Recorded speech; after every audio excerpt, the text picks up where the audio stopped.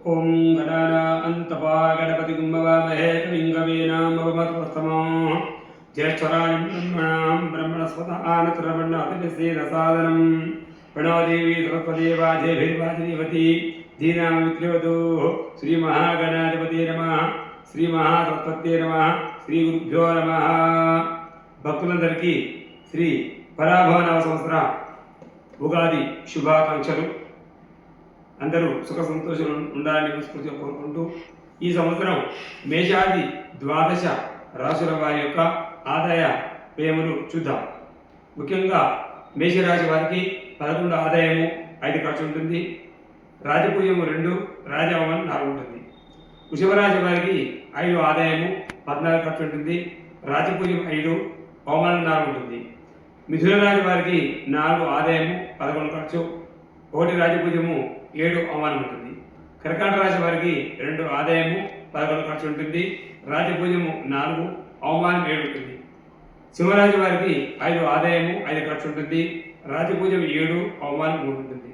కన్యరాశి వారికి 4 ఆదాయము 11 ఖర్చు ఉంటుంది. రాజపూజ్యం 3, రాజవమానం 3 ఉంటుంది. తులారాశి వారికి 5 ఆదాయము 11 ఖర్చు ఉంటుంది. రాజపూజ్యం 6, అవమానం 3 ఉంటుంది. వృశ్చిక రాశి వారికి 11 ఆదాయము 5 ఖర్చు ఉంటుంది. 2 రాజపూజ్యము 6, అవమానం ఉంటుంది. ధనుసు రాశి వారికి 14 ఆదాయము 11 ఖర్చు, రాజపూజ్యం 5, రాజవమానం 6 ఉంటుంది. మకర రాశి వారికి 2 ఆదాయము 8 ఖర్చు ఉంటుంది. రాజపూజ్యం 1, రాజవమానం 2 ఉంటాయి. కుంభరాశి వారికి 2 ఆదాయము 8 ఖర్చు ఉంటుంది.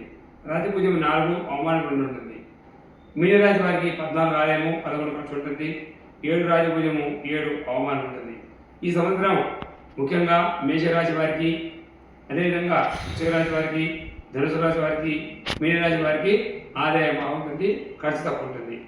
అదే ముఖ్యంగా ఈ సంవత్సరం పరవాహన సంవత్సరంలో మేషరాశికి, మిథున రాశి వారికి, కన్యా రాశి వారికి, వృశ్చిక రాశి వారికి, మకర రాశి వారికి, మీనరాశి వారికి చాలా విశేషంగా ఉంటుంది. వారి వివాహాలు, ఉద్యోగరీత్యా, వ్యాపారరీత్యా, వివాహరీత్యా అన్నీ కూడా సక్రమంగా జరుగుతాయి.